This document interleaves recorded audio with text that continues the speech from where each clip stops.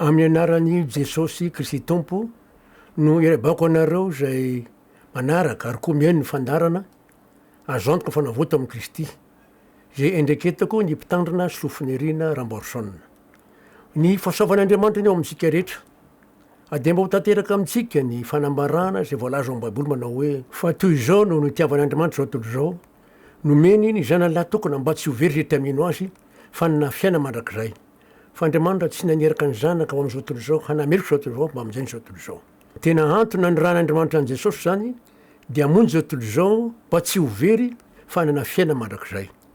Ary zany ny antony zao fanambarana fitoriana zao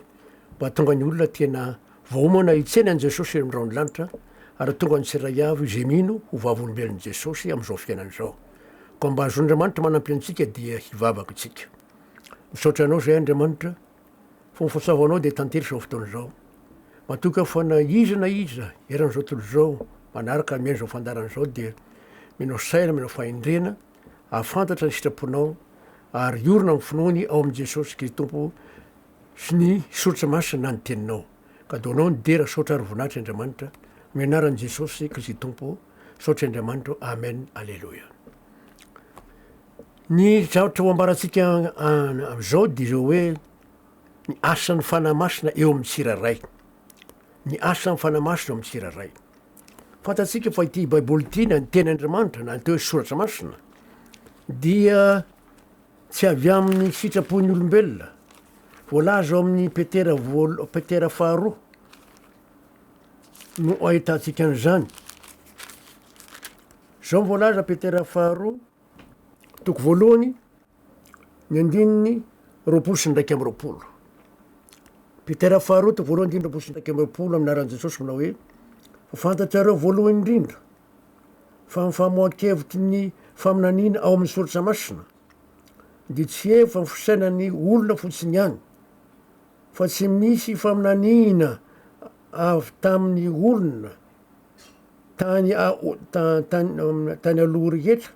fa avy tamin'Andriamanitra no ny tenenany olona arak'izay nitondrany ny fanahy masina azy. Ny fanahy masina zany no mamesy saina ary mampiteny ny olona. Koa ny asan'ny fanahy masina eo amin'ny tsiraray tsy vita amin'ny fisainan'olombelona na fahendren'olombelona io. Ary sahala amin'izany koa voalaza amin'ny Timoty faharoa toko fahatelo andininy enina ambin'ny folo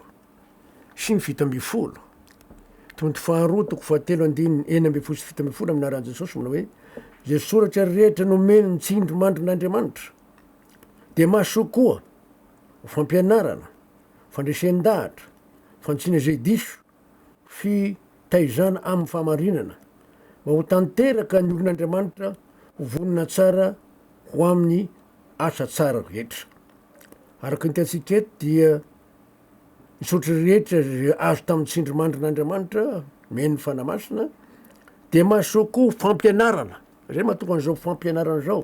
ho fandresen-dahatra, andresen-dahatra mba hifanaraka amin'ny sitrapon'Andriamanitra, ho fantsiana zay diso. Satria betsaka diso fiheverina ankehitriny tsy araka ny tenin'Andriamanitra ary fitaizana ny olona ho amin'ny fahamarinana. Azao zany tsika dia andinika hoe ny asan'ny fanahy masina eo amin'ny tsiraray. Raha dinihana zany raha ity ten'Andriamanitra tia ratsy ny fanahy masina mihitsy no mamesy sainan'ny olona mampafantatra azy, tsy hafantatra ny teny amin'ny soratra masina ny olona. Tsy vita amin'ny diplôma io, tsy vita ny fahaizana. Ny ankabeazan'ireo apôstôly dia olona tsy dia manam-pahaizana fa mpanarato ny ankabeazana ankoatra ny apôstôly Paoly. Liko koa moa dia dokotera raty eo. Kanefa zao tsy netehitra tamin'ny fahaizana ireo fa netehitra tamin'ny asan'ny fanahy masina. Zao ary voalaza amin'ny Jaona toko faefatra ambin'ny folo. Jaona efatra ambin'ny folo ny andininy enina ambin'ny folo sy ny fito ambin'ny folo. Jaona efatra ambin'ny folo andininy enina ambin'ny folo sy fito ambin'ny folo amin'ny anaran'i Jesosy manao hoe ary zaho angataka amin'ny ray ary izy anome anareo mpananatra hafa mba honareo mandrakizay dia ny fanahy amin'ny fahamarinana zay tsy azony zao tontolo zao raisina satria tsy hitany na fantany fa ianareo no mahafantatra azy satria mitoetra ao aminareo izy ary ho ao anatinareo. ny fanahy masina de natao hoe mpananatra. Ny dikany hoe mpananatra ery ambany ery de hoe mpanampy, mpampahery, solovava. Ka ny fanahy masina zay nomena de fanahy amin'ny fahamarinana, zany hoe fanahin' Jesosy Kristy Tompo satria Jesosy no fahamarinana. Zay no nahatonga ny ten'Andriamanitra nilaza atao amin'ny Galatiana toko faefatra, milaza toy izao. Galatiana toko faefatra ny andininy fahaenina, amin'ny anaran'i Jesosy Kristy Tompo manao hoe: ary satria zanaky ianareo de ny rahan'Andriamanitra ho ampontsika ny fanahy ny zanany miantso hoe Abaray io. Fanahy amin'ny fahamarinana, fanahin' Jesosy Kristy, satria Jesosy no fahamarinana. Zaho ny lala sy fahamarinana, hoy Jesosy, tsy misy no azo makany amin'ray afa-tsy amin'ny lalako. Zaho ny lala sy fahamarinana ary fiainana, hoy Jesosy araky mbolaza amin'ny Jaona 7:fahaenina. Rahantsika zany fanambarana amin'ny Jaona 7:10 zany, araky mbolaza hoe fanahy amin'ny fahamarinana, de zao mbolaza satria tsy hitany zao tontolo zao izy no nafantany, fiarahanao mahafantatra azy satria mitoetra ao anatinareo izy ary ho ao anatinareo. Mitoetra eo aminareo izy, miaraka amin'le olo mbo fidy ao am' Jesosy izy zany, ary ao anatin'le olona ao am' Jesosy. Le fanahy masina zany resahantsika eto, ary zany zavatra lehibe hoe ao am'le miaraka amin'ny olona ary ao anatin'le olona. Ary rahantsika hoe satria asan'ny fanahy masina no hodinina sy everitsika eto, de zao ny voalaza mombany am'zany, am'zany fanahy masina zany. Jaona 4:10 ary 9:20 amin'ny anaran'i Jesosy. Fa ny mpananatra de fanahy masina zay hiranoray amin'ny anarako, izy no ampianatra anareo ny zavatra rehetra sy ampahatsaro anareo ny zavatra rehetra zay nolazaiko taminareo. Malaza zavatra reto fa hoe mpananatra ny fanahy masina zay rany iray amin'ny anaran'i Jesosy. De hoy izy eto hoe izy no ampianatra anareo ny zavatra rehetra. Tsy misy olona mahalala, mahafantatra tena voatoatiny zavatra voalaza atao amin'ny sotra masina ao am' baiboly raha tsy ny fanahy masina no mamisaina azy, mampafantatra azy, mampianatra azy. Ary misy teny eo hoe indininy 9:20 io, izy no ampianatra anareo ny zavatra rehetra sy hampatsiaro anareo ny zavatra rehetra zay nolazaiko taminareo. Maro ny zavatra nolazain'i Jesosy tamin'ny mpianany, de io fanahy masina io mampatsiaro azy rehefa nanotra an'ireo bokiny zao Matthieu, Marka, Luka, Jaona, de nanotra ny epistiliny apôstôly Paoly, apôstôly Petera, apôstôly Jakoba, ny Joda, apôstôly Petera, de fanahy masina no amesaina an'zareo tarika azy, fa tsy nanotra araky ny fahaizany na ny fahalalany izy, fa raha izay a nivoanany am'tsisy, satria araky ny fanahy masina, ny sotra masina na ny tenin'Andriamanitra, araky ny ao am' Jesosy. Ary zay no mahazava-dehibe hoe ny fanahy masina zay nomena no ampianatra anareo ny zavatra rehetra ao am-baiboly manomboka amin'ny Genesisy ka tsy amin'ny Apokalipsy, ampatsiaro antsika ny zavatra zay nolazain'i Jesosy. Ary io zavatra nolazain'i Jesosy io de misy zavatra sarim-pahatarina, satria raha tsy ny fanahy masina mihitsy mampafantatra de tsy hazava ny tena hevitiny. Ary zay zany tokony ho dinihina tsara mihitsy ary ivelitsika amin'izany zavatra zany. Ho arahana ihany ny fanambarana, satria ny fanahy masina dia ao amin'ny olona, araky ny voalaza tamin'ny vakitsika nge ny tendrimanitra amin'ny Korintianina 2:7.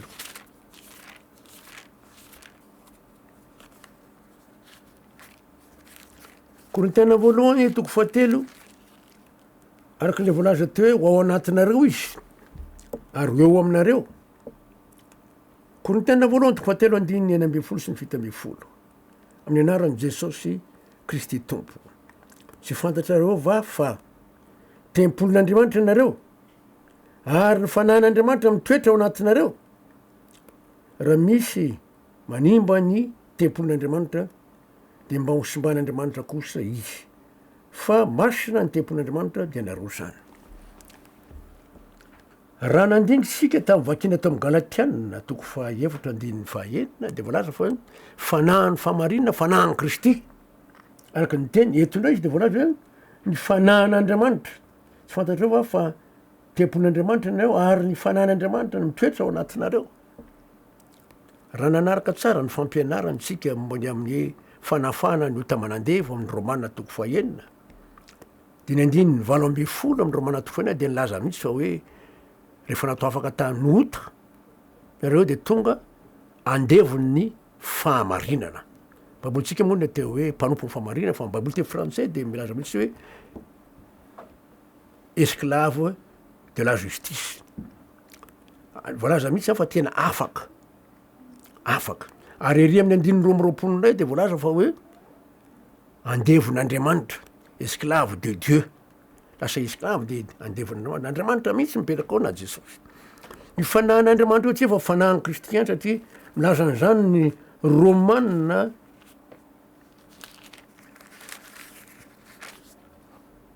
toko 9 andininy 9 de manamarina an'izany.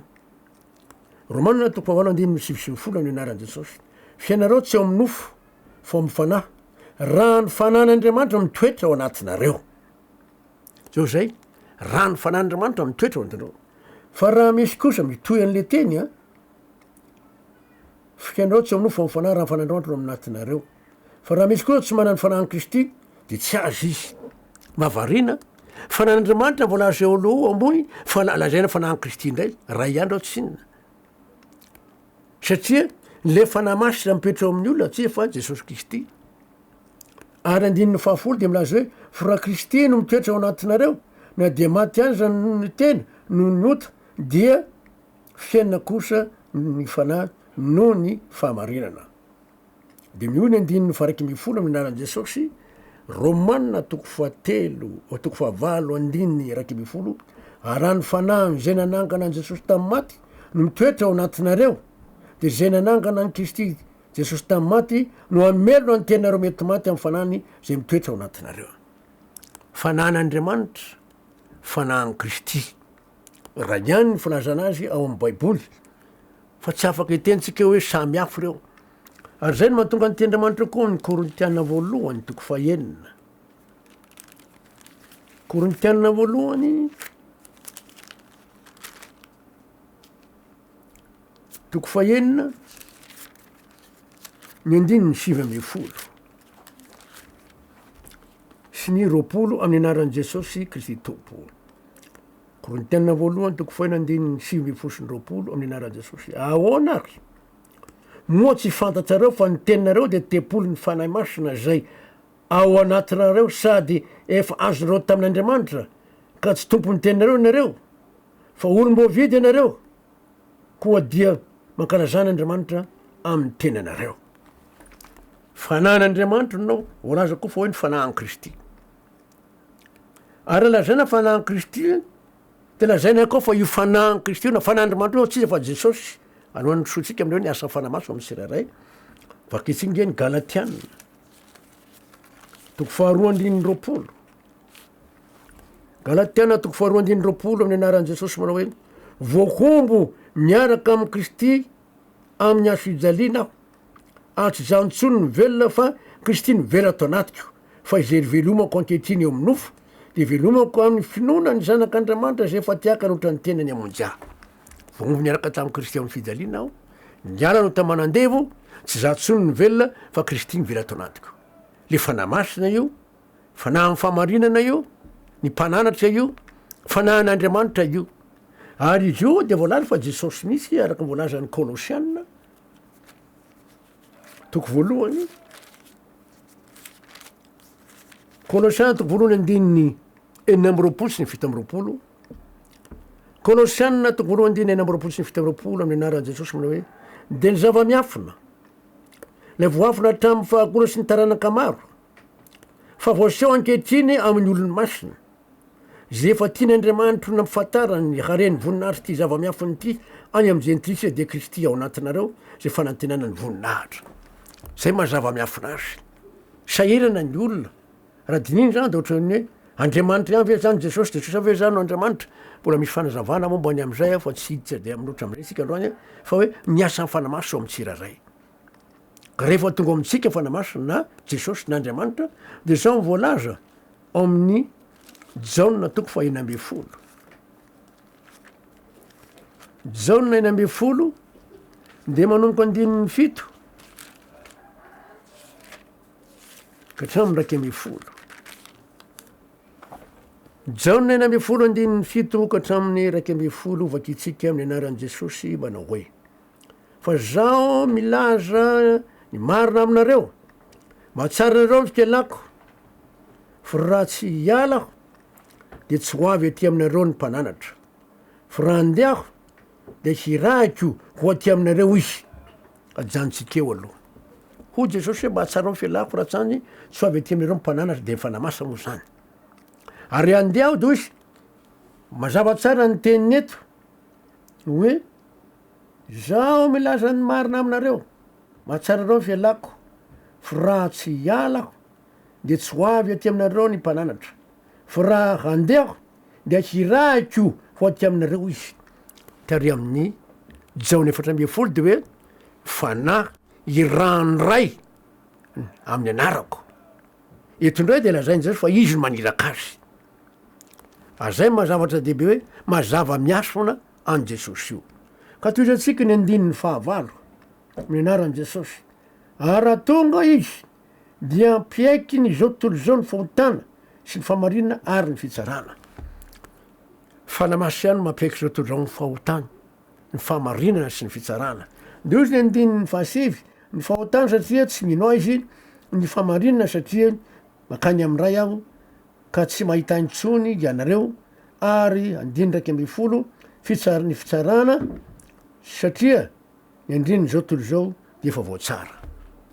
Andriamanitra mifona aminao fa nanao ratsy ah manota be ahako be ve ratsy vitako mamela ny eloko tsy nieky ny fahotana izy fa etiny fisaina ny maha-olombelona fotsiny de mahatsapa izy hoe nanota nanao ratsy izy mifona izy de mangataka famelana fa kanefa raha m'Baiboly no jerena de koa ny ten'Andriamanitra ao amin'ny Jaona 1:7 de Sain'Andriamanitra miaiky ny fahotana mihitsy ny olona fa tsy miaiky mampanota azy fotsiny na miaiky hoe nanao ratsy izy zao ny ten'Andriamanitra amin'ny anaran'i Jesosy Jaona 1:7 amin'ny anaran'i Jesosy raha miaiky ny fahotantsika isika de mahatoko sy marina izy ka mamela ny fahotantsika sy manadio antsika ho afaka amin'ny tsy fahamarinana rehetra le olona miaiky ny fahotany mitsotra de mangaty famelan-kely koa de men'Andriamanitra famelan-kely ka ary afahany am'le faratsiana le olona nefa tsy miaiky ny ratsy ataony motra mpandainga izy na mangalatry izy na maivavy izy na miady aman'olona izy raha sy ny fanamasina mampiaiky azy an'izany tsy manay fa zao voatenena zao le olona hoe tokony hifona amin'Andriamanitra fa mpiatsara velatsy izy lazanao mpiatsara velatsy anao mpiatsara velatsy mamaly izy tsy ekeny fa raha mifanamasina mampiaiky azy de manaiky izy ary zay mazava-dehibe ny fiaikekeloka raha miaiky ho fahotantsika izy de mahatoko somary Andriamanitra na asa ny fanamasina nefa zay no hitantsika tany am'le Jaona 4:10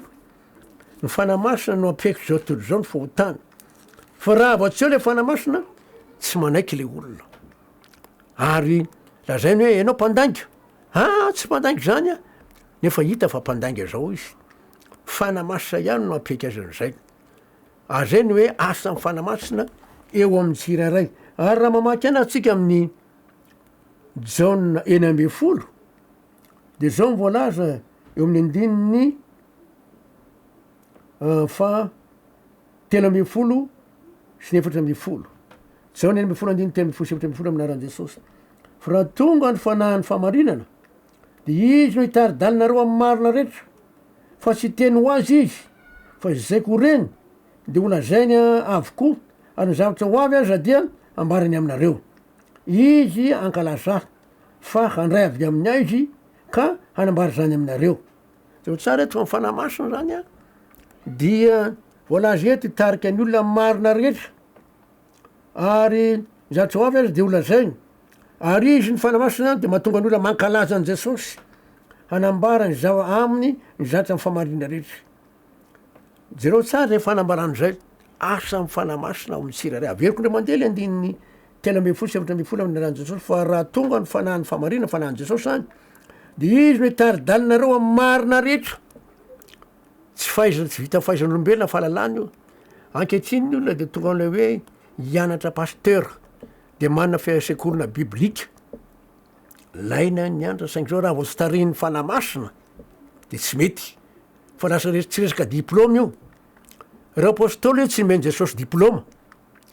fa ny diplôma omeny jesosy azy a de ny fanamasina fanamasina ny diplôma meny azy azay zany de hoe ny fanamasina tarydalinareo amy marina rehetra fa tsy hiteny ho azy izy fa zay ho reny de olazainy avokoa ary ny zavatra ho avy azy de ambany aminareo izy ankalaza tena mankalaza an' jesosy izy ny olona zay manana an jesosy de manana ny fanamasina de mankalaza an' jesosy mame voninahitra an' jesosy fa andray avy amin'ny ah izy ka nambara zany aminareo mazava ho azy izy raha andray avy amin'ny am' jesosy satria fanahy ny famarinana fanahan jesosy fanahan'andriamanitra de mandray izy de izy no manambara andiny fa 5:10 jauna 4:10 andiny 5:10 ny anaran' jesosy zay rehetra nanany ray dia ay avokoa koa zany no nilazako fa mandray avy amin'ny azy ka nambara zany aminareo mazava tsara eto fa mandray avy am' jesosy ny fanamasina satria fa raha iantsiny reo de nambara zany amin'ny olona ary fanamasina io a araky nyvoalaza ny asy apôstôly toko voalohany bezaka mpitory ny ten'andriamanitra ankehitriny samy manambara zay lazainy zao ny ten'andriamanitra asy apôstôly toko voalohany andininy fahavalo asy apôstôly toko voalohany andininy fahavalo aminaran' jesosy fa hazo hery ianareo amlatsaha my fanamasina aminareo ary ho vavolombeloko any jerosalema serany jodia sy samaria ary samy farany tany tsy mety ho vavolombelony jesosy mihitsy ny olona zay tsy mandray ny fanamasina mety mampiasa ny tendrimanitra izy milaza ny ten'andriamanitra izy mamilaza toko sandeny izy mitory izy fa ratsy ny fanahan'andriamanitra anao am'le olona fanahan jesosy tsy mety ho vavolombelony jesosy mihitsy izy izay natonga an' jesosy ny teny hoe hahazo hery nareo milatsa my fanamasina ka ho tonga vavolombeloko hatreto jerosalema jodia samaria hatramy farany tany mieboebo foana zay olona milaza hoe fa mana mitory a de mifahaiza za mana-pahaizana manana diplôma ako raha izay tsy asao am mihitsy ny fanamasina fa raha mietehitra tanteraka amy fanamasina izy de ho vavolombelony jesosy izy amy teny amy fisainany am'zay ataony rehetra azay mahazavatra mahagaga hoe raha jesosy raha tsy ny fanamasina fanahan jesosy mihitsy ny amin'olona tsy mety ho vavolombelony jesosy izy azay no mahatonga ny teny hoe niasa ny fanamasina o amy tsiraray zay mbola hotoiza atsika alana manaraka fa misy zatra mahagaga be dehibe fa rehefa tonga amin'olona le fanamasina io de zao mivolaza ny romana toko fa 5:5 romana toko fa 5:5 romana toko fa 5:5 azafady